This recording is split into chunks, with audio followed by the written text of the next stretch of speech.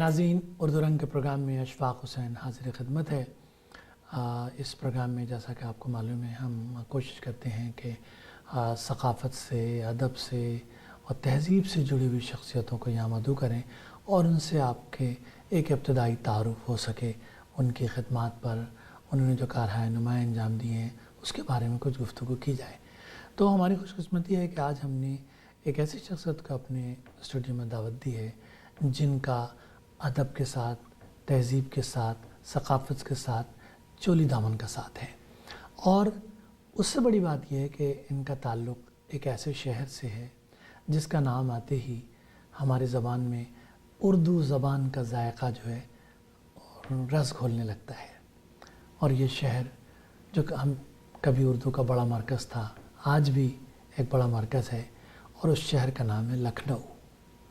लखनऊ से हमारे ये मेहमान इन दिनों तशरीफ़ लाए थे कनाडा में, तो हमने इनसे गुजारिश की कि हमारे स्टूडियो में तशरीफ़ लाएँ और कुछ अदब के हवाले से, कुछ उनकी ख़िदमत के हवाले से अपने हमारे कनाडा के नाज़रीन को मुतारिफ़ कराया जाए। तो सबसे पहले ये हैं हमारे मेहमान आज के, जनाब डॉक्टर मिर्ज़ा शफ़ीक़ हुसैन शफ़ा।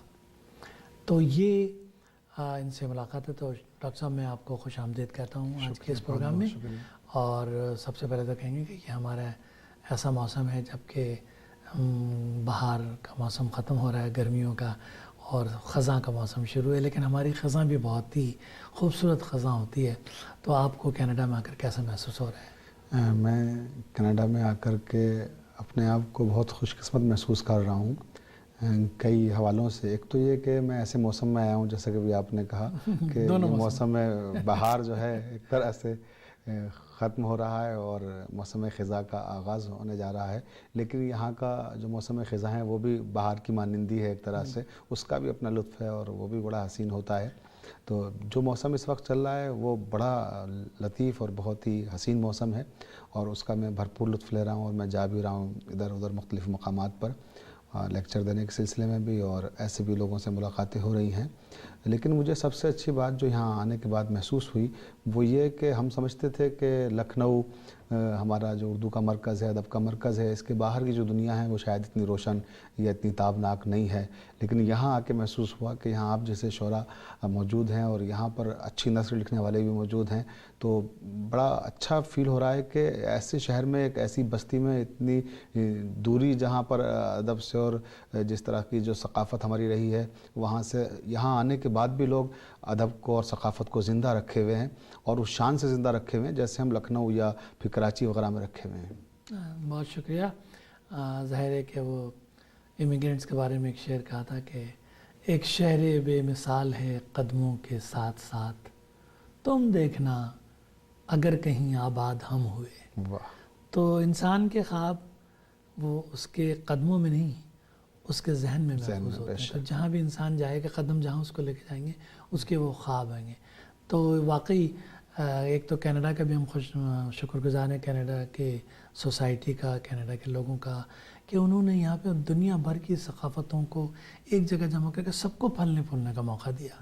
यहाँ बरसग़ीर की जितनी ज़बानें हैं, उर्दू, हिंदी, पंजाबी, गुजराती, बंगाली, सबको यहाँ मौका मिला। ख़ुद हमारे स्टेशन पे आप जो हैं बंगाली, तमिल, तेलुगु, जिन सब पे पंजाबी, गुजराती, सब उर्दू के चैनल यहाँ मौजूद हैं और सब एक ही हम छत के तले जो हैं इन तमाम चीज़ों का जायका महसूस करते। ये चीज़ कनाडा में ही मुमकिन थी, पाकिस्तान, ये कंट्री वाइज नहीं है, पाकिस्तान, इंडिया, बांग्लादेश, श्रीलंका नहीं, ये अपनी ज़बान के हिसाब से, सक़ाफ़त के हिसाब से। तो आपने बहुत अच्छी तवज्जो दिलाया और मुझे खुद चूँकि आप खुद प्रोफेसर हैं, ज़ाहिर है आप इन चीज़ों पर ज़्यादा गहरी नज़र रखते हैं। तो सबसे पहले डॉक्टर साहब ये बताएं कि बात लखनऊ की शुरू हुई, तो लखनऊ में आजकल आपका क्या मशग़ला है और क्या? लखनऊ में मैं, जैसा कि आपने ख़ुद ही भी तज़किरा किया, शोबे उर्दू से वाबस्ता हूँ और मैं उर्दू पढ़ाता हूँ। और उर्दू, ज़ाहिर सी बात है, लखनऊ में उर्दू पढ़ाना भी एक शरफ़ की बात है क्योंकि लखनऊ एक उर्दू का बड़ा मरकज़ है और उस मरकज़ में हम तलबा को अगर उर्दू सिखा रहे हैं तो ये यकीनन हमारे लिए भी इफ्तिखार की बात है। और लखनऊ हर ज़माने में अदब का मरकज़ रहा है और आज भी, जबकि लोगों का ख़्याल है, हालांकि हम इसको नहीं मानते, کہ شاید اب اردو کے اور مرکز بھی قائم ہو گئے ہیں تو لکھنؤ کی ادبی اہمیت شاید کچھ کم ہو گئی ہے. میں چاہوں گا اب آپ یہاں سے جائیں تو کہیں کہ ٹورنٹو بھی ایک چھوٹا سا مرکز ہے اردو کا. چھوٹا سا نہیں, یہ تو میں کہوں گا یہاں بڑا مرکز ہے ماشاءاللہ سے. اور بالکل یقین جانیے مجھے یہاں کے اردو داں حلقے سے ملنے کے بعد ایسا محسوس ہو رہا ہے کہ جیسے میں لکھنؤ ہی میں ہوں, اس لیے کہ یہاں کی جو زبان ہے, جو تہذیب ہے اور جو ثقافت ہے وہ بالکل ویسی ہی ہے جیسے لکھنؤ کی. یعنی یہ کہوں میں شاید لفظوں کو بدل کے کہ آپ لوگوں نے مختلف شہروں سے, مختلف ملکوں سے آ کر یہاں اپنی تہذیب کی جس طرح سے حفاظت کی ہے اور اپنی زبان کی جس طرح سے حفاظت کی ہے, اور جو جذبہ زبان اور تہذیب کی حفاظت کا آپ لوگوں کے اندر پایا جاتا ہے شاید اتنا ہمارے اندر نہ ہو, کیونکہ ہم تو وہاں رہ ہی رہے ہیں, تو ہمیں اس طرح سے وہ چیز نہیں محسوس ہوتی اور نہ اس کی شاید اتنی اہمیت سمجھ پاتے ہیں جتنا جب آدمی وطن سے دور جاتا ہے اور دوسرے علاقے میں جا کے, دوسرے ملک میں جا کے اپنی تہذیب اور ثقافت کو مس کرتا ہے اور اسے وہ ڈھونڈتا ہے, تلاش کرتا ہے, پھر اس کی حفاظت کا جذبہ جو اس کے اندر پیدا ہوتا ہے شاید وہ ہم لوگوں کے اندر نہیں ہے. یہی وجہ ہے کہ یہاں بہت ہی خوبصورت شاعری بھی تخلیق ہو رہی ہے, خوبصورت افسانے بھی لکھے جا رہے ہیں, خوبصورت ڈرامے بھی لکھے جا رہے ہیں. تو میں یہاں کے جو اردو ادب کے ہمارے احباب ہیں ان کے ساتھ ساتھ یہاں کی جو حکومت ہے اور جو صاحبان اقتدار ہیں اور جو یہاں کے لوگ ہیں جنہوں نے اس ملک کو بچایا ہے, ان کی بھی تحسین کرنا چاہوں گا کہ انہوں نے اتنی فراخ دلی کے ساتھ تمام زبانوں کا اور تمام ادب سے تعلق رکھنے والے لوگوں کا استقبال کیا ہے اور انہیں پھلنے اور پھولنے کا پورا موقع دیا ہے. پوری آزادی کے ساتھ آپ اپنا ادب تخلیق کر رہے ہیں. اچھا, ہمارا موقع دینے کے بعد یہ بتائیں کہ یہ لکھنؤ شہر نے آپ کو کیسے موقع دیا کہ وہاں آپ اردو کے ایک پروفیسر کے طور پر تعلیم حاصل کریں, اس کو ایسے پیشہ اپنا اپنائیں؟ میں تو دیکھیے اصلی میرا تعلق تو بلند شہر سے ہے, جو وہاں پر ایک قصبہ ہے چھوٹا سا سانکھنی, میں وہاں پیدا ہوا اور ابتدائی تعلیم میری وہاں ہوئی. اس کے بعد پھر میں لکھنؤ آیا اور بلند شہر کی بات آئی اور سانکھنی کی بات آئی تو میں یہاں یہ بھی ذکر کرتا چلوں کہ اس علاقے سے ہمارے وطن سے صرف 3 کلومیٹر کے فاصلے پر ایک علاقہ ہے جہانگیر آباد. جہانگیر آباد کے نواب مصطفیٰ علی خان شیفتہ بہت ہی غالب کے شاگرد اور بہت ہی چہیتے شاگرد تھے, اور غالب جہانگیر آباد آتے تھے اکثر, وہاں رہتے تھے وہ نواب صاحب کی حویلی میں. وہاں سے بڑی یادیں وابستہ ہیں اور ادب کی کئی یادگار تخلیقات وہاں پر تحریر کی گئی ہیں. جیسے مسدس حالی جو ہے, مد و جزر اسلام, یہ مسدس وہیں لکھا گیا ہے جہانگیر آباد میں نواب مصطفیٰ علی خان شیفتہ. یہ جو علاقہ جہاں جس علاقے سے آپ کا تعلق ہے یہ تو مغربی یو پی جسے کہنا چاہیے روہل کینڈ کا علاقہ, اس میں تو ایک سے ایک کیسے لوگ پیدا ہوئے ہیں. انتظار حسین کا تعلق بھی وہیں سے ہے, ایشور ناہید ہیں, عبدالرحمن بجنوری جیسے جی عبدالرحمن بجنوری غالب کا بڑا ایک علاقہ ہے. تو اب آپ نے ایک ایسے لکھنؤ سے ہمیں پہنچا دیا مغربی یو پی میں مشرقی یو پی سے, اور یہ فاصلہ بہت بڑا ہے. تو ہم چاہتے ہیں کہ اس فاصلے کو تھوڑا سا مختصر کیا جائے اور چند پیغامات کے بعد ہم آپ سے پھر گفتگو جاری رکھیں گے.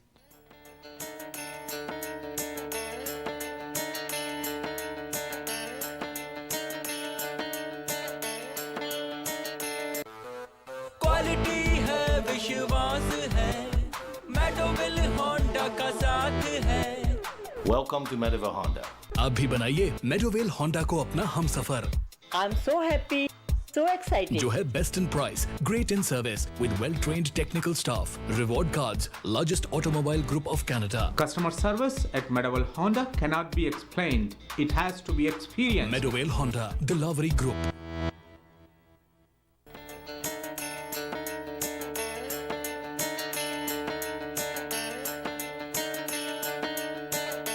تو ناظرین, ہم گفتگو کر رہے ہیں اپنے مہمان جناب ڈاکٹر مرزا شفیق حسین شفق صاحب سے, جو کہ حسین آباد کالج لکھنؤ میں head of the Urdu department ہیں, اور ظاہر ہے کہ ان کا پیشہ بھی یہی ہے اور ان کا شوق بھی یہی ہے, ان کا اظہار شخصیت کا اظہار بھی اسی زبان اور اسی ادب کے حوالے سے ہوا ہے.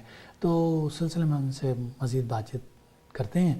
ڈاکٹر صاحب یہ بتائیے کہ لکھنؤ میں جو ہے آپ کے تعلیمی سلسلہ جو ہے وہ کیسے فروغ پایا؟ لکھنؤ میں جو میری خوش نصیبی تھی کہ جب میں وہاں پہنچا اور میں نے اپنی تعلیم کا آغاز کیا تو مجھے 2 اساتذہ بہت ہی مایہ ناز اردو کی شخصیتیں ہیں جنہیں کہا جا سکتا ہے, وہ مجھے نصیب ہوئے اور ان کی تربیت میں نے اپنے سفر کو شروع کیا. اس میں ایک پروفیسر نیر مسعود جو اردو فکشن کا بڑا نام ہے اور مرثیے کا رسائی ادب کے حوالے سے تنقید کی ان کی کتاب ہے, اور مختلف حوالوں سے ایسی پیاری شخصیت میں نے اپنی زندگی میں نہیں دیکھی. اپنے دور میں نمائندہ شخصیت پروفیسر نیر مسعود جتنے اچھے افسانہ نگار تھے, جتنے اچھے محقق, جتنے اچھے نقاد تھے, اتنے ہی اچھے وہ انسان بھی تھے، اور جتنے اچھے انسان تھے اس سے اچھے استاد تھے وہ. اپنے طلباء کے لیے محبتیں اور شفقتیں، اور ان کا دروازہ ہر وقت کھلا رہتا تھا طلباء کے لیے، ان کی لائبریری ہر وقت کھلی رہتی طلباء کے لیے، آپ آئیں کسی وقت پڑھیں. اور ہم لوگوں کو جب بھی کوئی مشکل مسئلہ درپیش ہوتا تھا یا کوئی چیز نہیں آتی تھی تو ہم بے جھجک نگر مسعود صاحب کے پاس پہنچ جاتے تھے، اور سر ہماری بڑی مدد کرتے تھے. اور ان کا ایک اور کمال تھا کہ ان کی لائبریری میں جو کتابیں لگی ہوتی تھیں، تو جیسے ہمیں کوئی کتاب چاہیے، وہ بستر پہ لیٹے رہتے تھے، آخری عمر میں تو بہت علیل ہو گئے تھے، تو وہیں سے، مگر حافظہ ان کا آخر وقت تک کام کر رہا تھا کہ وہ وہیں سے بیٹھ کے بستر سے ہمیں بتاتے تھے کہ آپ جائیے تیسرے نمبر کی الماری میں اور دوسرے خانے میں، اور 10 کتابوں کے بعد 11ویں نمبر پہ وہ کتاب لگی ہے جو آپ کو چاہیے، مل جاتے ہیں. اور وہیں ملتی تھی. خیر ان کا تو خاندانی پس منظر، والد صاحب بھی ان کے بہت بڑے مسعود حسن رضوی ادیب، ان کے کیا کہنے ان کا خاندانی سلسلہ تھا. آپ خوش قسمت واقعی کہ ایسے تو یہ اس طرح کے اساتذہ نے ہماری تربیت کی. پھر آپ نے لکھنؤ یونیورسٹی سے کس سال میں؟ ہاں، پھر لکھنؤ یونیورسٹی سے میں نے 2002 میں ایم اے کیا ہے. اور اس وقت ہمارے استاد، دوسرے استاد جن کا میں ذکر کر رہا تھا کہ مجھے 2 اساتذہ بہت اچھے ملے، اس میں دوسرے پروفیسر انیس اشفاق تھے جن کے انڈر میں میں نے پی ایچ ڈی بھی کی. تنقید میں، ہاں، جو اردو تنقید، ناول بہت اچھا ہے. خواب سراب بھی ان کا ناول بڑا مشہور ہوا ہے، اور کئی ان کی ادھر تخلیقات آئی ہیں مسلسل، وہ بھی لکھتے اچھا، رہتے ہیں. لکھنے کا سلسلہ کب شروع کیا آپ نے؟ ہاں، لکھنے کا سلسلہ میں نے بہت بچپنے میں شروع کر دیا تھا. اور یہ عجیب بات ہے جبکہ میرے خاندان میں کوئی دور دور تک قلمکار نہیں گزرا ہے. میں خودرو تھا ایک طرح سے. ہمارے ہاں زراعت تھی، کھیتی تھی، اور میرا تعلق ایک زمیندار گھرانے سے ہے، ایک قصباتی علاقے سے میرا تعلق ہے. وہ زمینیں بھی سب ختم ہو چکی تھیں جب ہم نے ایک طرح سے جب سانس لی اور جب ہم نے ابتدا، مگر آثار کہہ رہے ہیں عمارت عظیم تھی. جی جی جی. تو وہ تھا، تو وہ کسانی میں تبدیل ہو گئی تھی ایک طرح سے کہہ لیں، وہ زمینداری. تو اس وقت میں نے وہاں پہ آنکھیں کھولی، جس کا میں ذکر بھی کر چکا ہوں اپنے وطن کا. لیکن جو تعلیمی سلسلہ تھا، جب میں یہاں لکھنؤ پہنچا اور میں ایم اے کر رہا تھا، تو وہاں اس زمانے میں میری ایک اور عظیم ترین شخص سے ملاقات ہوئی، اور وہ اردو کے نامور شاعر عرفان صدیقی تھے. وہ لکھنؤ سے ایک روزنامہ نکلتا ہے صحافت، وہ بڑا اچھا اخبار ہے لکھنؤ کا، اور بڑا معروف ترین اخبار. اس وقت تو بہت ہی پوری دنیا میں پڑھا جاتا ہے، انٹرنیٹ پر ہے، مختلف ایڈیشن اس کے نکلتے ہیں مختلف شہروں سے. تو اس کے ایڈیٹر تھے عرفان صدیقی صاحب. تو میری پہلی، عرفان صدیقی صاحب انفارمیشن ڈپارٹمنٹ نہیں تھے؟ ہاں، انفارمیشن آفیسر بھی تھے وہ. جب ریٹائرمنٹ کے بعد وہ آ گئے تھے اس میں صحافت اخبار میں. ریٹائرمنٹ سے پہلے پشت پناہی کرتے تھے ایک طرح سے پردے کے پیچھے سے. اچھا، جہاں تک میری معلومات کا تعلق ہے، عرفان صدیقی صاحب پر بنیادی کام آپ کا ہے اور سب سے اہم کام ہے. تو یہ عرفان صدیقی صاحب سے جو بغیر، میں جانتا ہوں بحثت ادیب کہ آپ اسی پہ لکھتے ہیں جس کے بارے میں کچھ جو شخصیت آپ کو کھینچائے اپنی جی اپیل کرتی. تو یہ قربت، جو قلم کی قربت، عرفان صدیقی صاحب سے کب ہوئی؟ وہ قلم کی قربت اصل میں جو ان سے ہوئی، وہ اس کا سبب تھا کہ جس زمانے میں انڈیا میں ایک حادثہ ہوا تھا، ایک سانحہ ہوا تھا، بابری مسجد کو گرا دیا گیا تھا، اور اس وقت عرفان صدیقی صاحب نے ایک غزل کہی تھی، حق فتح یاب میرے خدا کیوں نہیں ہوا، تو نے کہا تھا تیرا کہا کیوں نہیں ہوا. یہ بڑی شاندار غزل تھی انہوں نے، اور اسی حادثے سے متاثر ہو کہی تھی. تو اس نے مجھے بڑا متاثر کیا تھا. تو میں پہلی بار جب ملا تھا عرفان صاحب سے، اسی حوالے سے ملا تھا دراصل. میں نے یہ غزل پڑھی ان کی، اور پھر ان سے ملنے گیا، اور پھر ملنے گیا تو اس کی میں نے تعریف کی. ظاہر سی بات ہے وہ اتنے بڑے شاعر تھے، ان کے لیے میری تعریف کی کوئی نہ اہمیت تھی اور نہ کوئی ضرورت تھی، لیکن میں نے اپنے جذبات کا اظہار کیا ایک طالب علم کی حیثیت سے. میں گیا تھا تو انہی نے پھر مجھ سے کچھ گفتگو کی. انہیں لگا کہ ہاں تھوڑا سا ہے اس کو ادبی شعور، تو انہوں نے پھر مجھ سے گفتگو کی، کیونکہ بڑے ریزرو نیچر کے آدمی تھے وہ، ہر ایک سے گفتگو بھی نہیں کرتے تھے. یہ ٹورنٹو آئے تھے مشاعرے میں، ٹورنٹو ہوا تھا مشاعرہ، اس میں تشریف لائے تھے، اور ان کی شاعری جو ہے لکھنؤ سے نکل کے پورے ہندوستان، پاکستان میں ان کی بڑی پذیرائی ہوئی. یہاں امریکہ، کینیڈا میں بھی، یہاں کینیڈا میں بھی آیا، مجھے یہاں پہ ملنے کا موقع ملا. کراچی میں ایک مشاعرے میں ملنے کا موقع ملا، دلی میں. تو وہ ہمارے نمائندہ شاعر تھے اپنے دور کے. چند جو بڑے 8-10 شاعر بڑے ہوتے ہیں ان میں سے وہ ایک تھے. تو یہ غزل سے تو کسی کی شاعر کی پسند کر لیتے، لیکن یہ کہ اس پہ میں لکھوں، اس پہ کام کروں، یہ سلسلہ کب شروع ہوا؟ یہ سلسلہ جب شروع ہوا کہ جب میں لکھنؤ یونیورسٹی میں ایم اے کر رہا تھا، اور ہمارے یہاں یونیورسٹی میں جیسے اگزام ہوتے ہیں تو اس میں ایک پرچہ ہوتا ہے الگ سے کہ آپ مقالہ لکھنا چاہتے ہیں یا لانگ ایسے مضمون لکھنا چاہتے ہیں.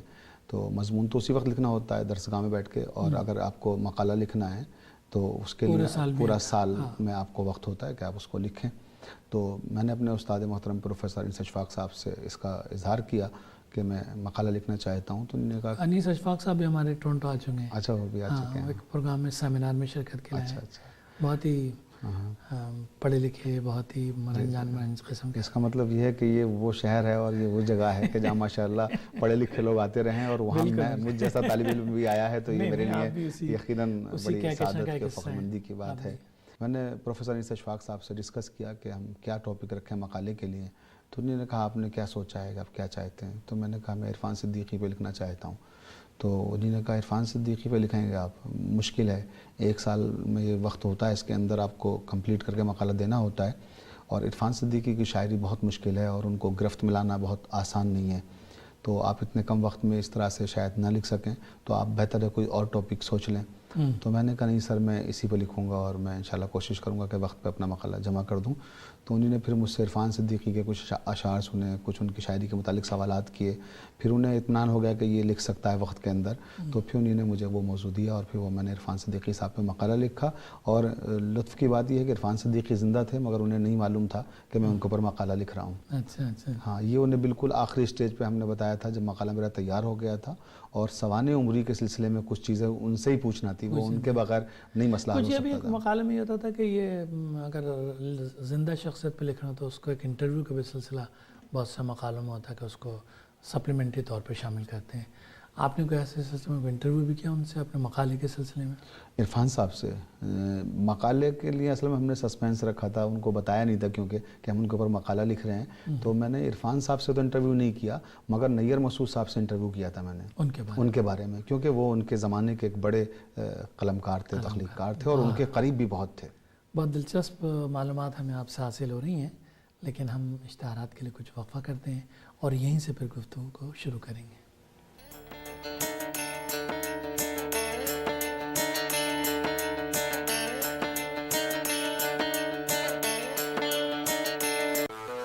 क्वालिटी है, विश्वास है, मेडोविल होंडा का साथ है.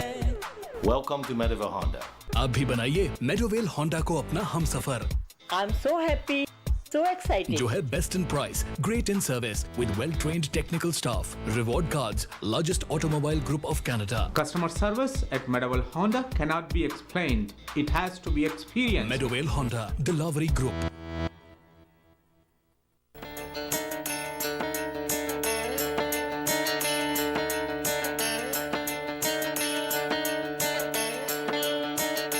ناظرین, ہم گفتگو کر رہے ہیں لکھنؤ سے تشریف لائے ہوئے ہمارے مہمان ادیب نقاد جناب ڈاکٹر مرزا شفیق حسین شفق صاحب سے, اور گفتگو چل رہی تھی اردو کے ایک اہم شاعر عرفان صدیقی صاحب کے حوالے سے. تو جو لوگ ان کی شاعری کو جانتے ہیں ان کو اندازہ ہے کہ کس مرتبے اور رفت کے وہ شاعر تھے. تو اس پہ گفتگو ہو رہی ہے, تو جی چاہتا ہے کچھ اور تفصیل سے گفتگو ہو.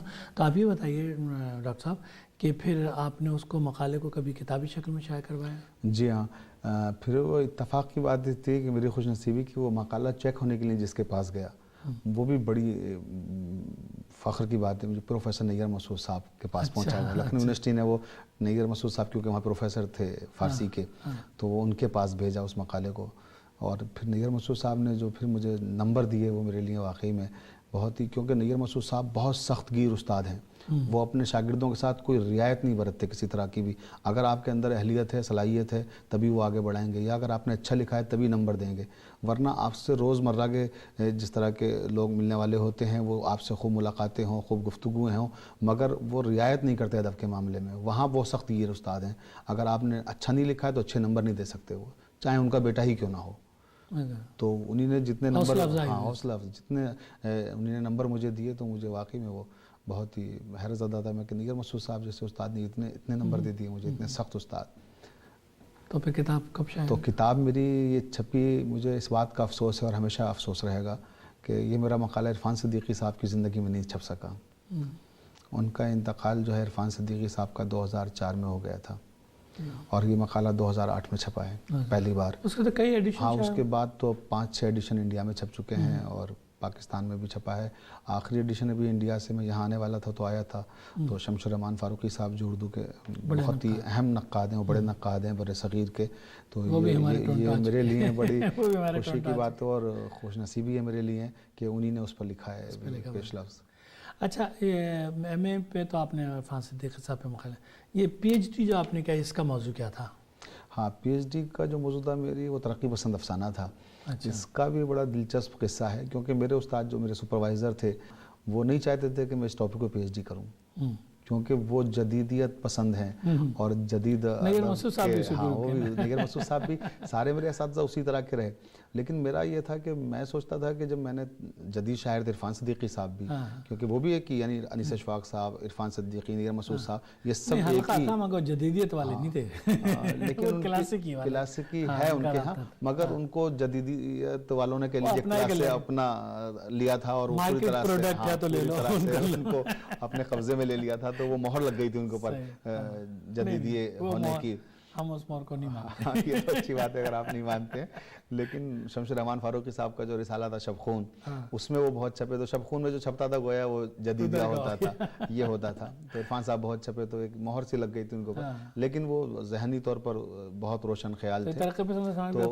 تو میں جب ترقی پسند افسانے پہ میرا آیا کہ مجھے اس پر ریسرچ کرنا ہے تو سر نے کہا کہ کوئی اور ٹاپک لے لو، اس کی کیا ضرورت ہے. مگر میرا خیال یہ تھا کہ میں نے جب جدید ادب پہ کام کیا ہے، کیونکہ عرفان صاحب پر جو کام کیا جو مقالہ میرا اس میں جدید ادب پہ کافی گفتگو کی گئی تھی، تو میں نے سوچا کہ میں کیوں نہ ترقی پسندوں پہ بھی لکھوں اور ترقی پسند ادب پہ کام کر کے دونوں ادب پر میری گرفت رہے. ایک بڑی روایت ہے ترقی پسند افسانے کی اور اسے آپ نظر انداز جس طریق نے آپ کو کرشن چندر، راجندر سنگھ بیدی، عصمت چغتائی جیسے لکھنے والے، منٹو جیسے، احمد قاسمی جیسے، اس کو آپ اگنور تو نہیں کر سکتے.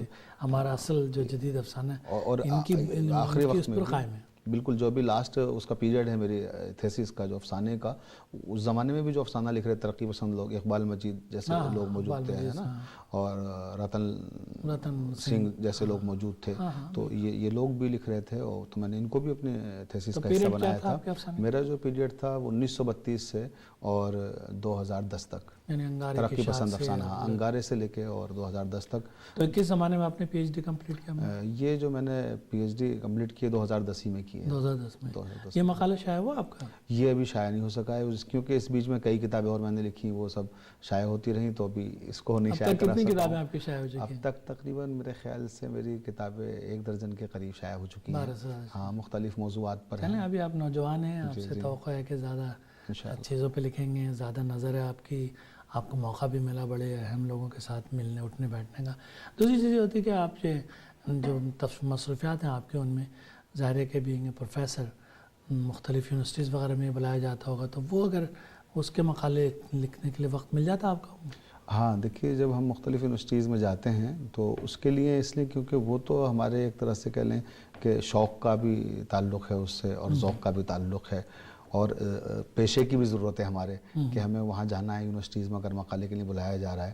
تو اس میں جاتا ہوں برابر، اور مختلف یونیورسٹیز میں گیا ہوں، جیسے علی گڑھ مسلم یونیورسٹی ہے، جامعہ ملیہ ہے دہلی، یا جو بڑے ادارے ہیں ہمارے کرتے ہیں. لکھنؤ یونیورسٹی میں بھی جو ہمارے ڈپارٹمنٹ میں ہوتے ہیں پروگرام، اس میں تو خیر حصہ لیتے رہتے ہیں. لیکن اس کے علاوہ جیسے ساہتیہ اکیڈمی ہندوستان کا ایک بہت بڑا ادارہ ہے اور مختلف زبانوں کا ادارہ ہے، وہ خالی اردو کا ادارہ نہیں ہے، اور پورے ہندوستان کا ادارہ ہے، بڑا ادارہ ہے. اور اس کے جو سیمینار ہوتے ہیں وہ بڑے معیاری سیمینار ہوتے ہیں.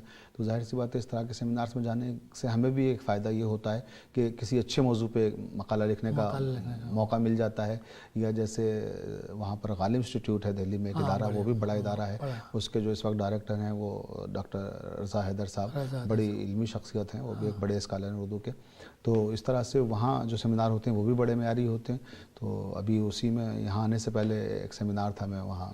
اچھا یہ بتائیں، آپ کے نام کے ساتھ لگا ہوا ہے شفق، تو لگتا ہے کہ یہ کوئی تخلص ٹائپ کی چیز تھی کبھی؟ جی جی. تو اس سے کیوں کنارہ کشی اختیار کیا آپ نے؟ ہاں میں نے اصل میں شروع میں شاعری بھی کی ہے اور افسانے بھی لکھے ہیں.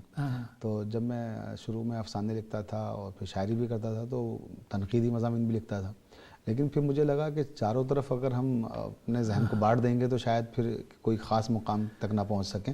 تو اس کے لیے ضروری ہے کہ ایک طرف ہم اپنی فارسی میں نا محب عاشق کے لیے کہتے ہیں کہ یک در گیرو محکم ایک دروازے کو پکڑ مگر مضبوط. بس وہی میں نے تنقید کر وہ آپ نے کہا. اچھا میں پروگرام کا وقت ختم ہوا چاہتا ہے تو میں چاہوں گا کہ 2 شعر ہمیں عرفان صدیقی صاحب کے ہمارے ناظرین کو ضرور سنا ضرور. تو عرفان صدیقی کے آپ نے کہا 2 شعر سنا دیتا ہوں میں، اور پھر اس حوالے سے سناتا ہوں جو ان کی شاعری کا سب سے مستحکم حوالہ ہے. جی ارشاد. اور وہ ہے علامات کربلا کا استعمال انہوں نے کیا ہے اردو شاعری میں.